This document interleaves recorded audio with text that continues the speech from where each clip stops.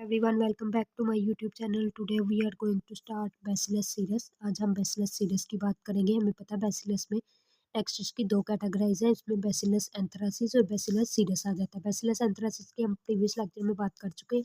आज हम बात करेंगे बैसिलस सीरस की। ठीक है, बैसिलस एंथ्रासिस जो थी वो भी स्पोर्ट से ट्रांसमिट हो रही थी और बैसिलस जो सीरस है वो भी स्पोर्ट से ट्रांसमिट होगी।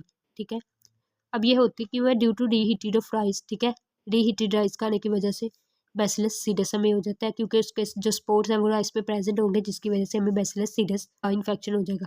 Present at rice after reheating. ये इन्फेक्शन कौन सा करेंगे? ये इन्फेक्शन लाइक फूड पॉइजनिंग की तरह का इन्फेक्शन हमें करेंगे। यानी कि अगर हमने कोई खाना खाया, खाना खाने के बाद हमें डायरिया और वोमिटिंग जैसी कंडीशन शुरू हो गई है, तो हम राइस खाए थे उसमें स्पोर्स प्रेजेंट थे। ठीक है, तो इसकी क्लिनिकल फाइंडिंग्स इसकी यही है। हमारे पास डायरिया और वोमिटिंग, इसका जो इंक्यूबेशन पीरियड का 4 आवर्स इसका इंक्यूबेशन पीरियड है।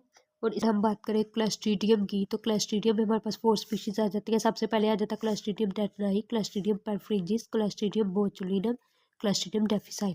अब ये चारों हमारे पास जो बैक्टीरिया है, ये एक तो एनारोब है। ठीक है, एनारोब है यानी in the absence of oxygen grow करेंगे, और दूसरा ये क्या है? ये स्पोर फार्मिंग है, यानी कि स्पोर से ही ये ट्रांसमिट होंगे। ठीक है, अब हम बात करते हैं क्लस्ट्रीडियम टेट्राई की। क्लस्ट्रीडियम टेट्राई हमारे पास जो बैक्टीरिया ये एनारोब है, in the absence of oxygen grow करेगा।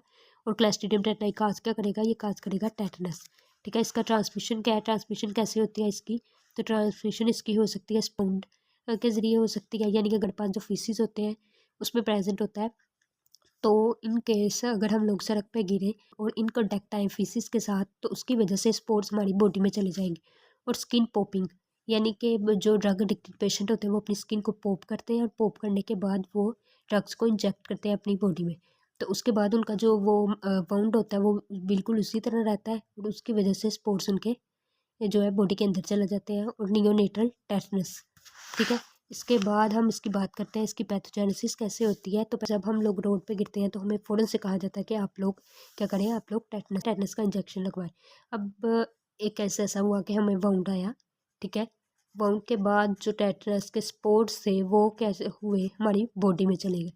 ठीक है, स्पोर्स बॉडी में चले गए, और किसी वजह से हमारे जो टिश्यूज़ थे उनमें हाइपोक्सिया कंडीशन हो गई, यानी ऑक्सीजन की कमी हो गई, जिसकी वजह से क्या हो गई? टेटनस। अब क्या करेंगे? अब इस बैक्टीरिया को ग्रो करने के लिए फेवरेबल इन्वायरमेंट मिल गया, तो ये क्या रिलीज़ कर देगा? ये रिलीज़ करेगा टेटनस टॉक्सिन। टेटनस टॉक्सिन जब रिलीज़ होंगे तो वो कहाँ जाएंगे? Carry to central nervous system. Central nervous system के बाद जाएंगे और फिर क्या करेंगे? Bind ganglioside receptor.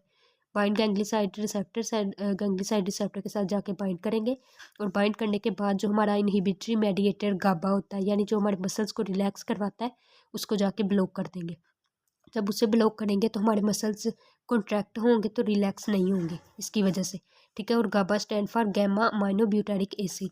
अब इन केस अगर हमें वाउंड है, ठीक है, या तो हम उससे टेटनस का इंजेक्शन लगवा दें, ठीक है, फौरी तौर पर। और अगर हम वो फौरी तौर पर नहीं कर सकते, तो हमें वाउंड आया तो हम कोशिश करें कि ज़्यादा देर हम उसे वॉश करें, ताकि जो स्पोर भी अगर इन केस उस पर स्पोर प्रेजेंट हो तो वो क्या हो?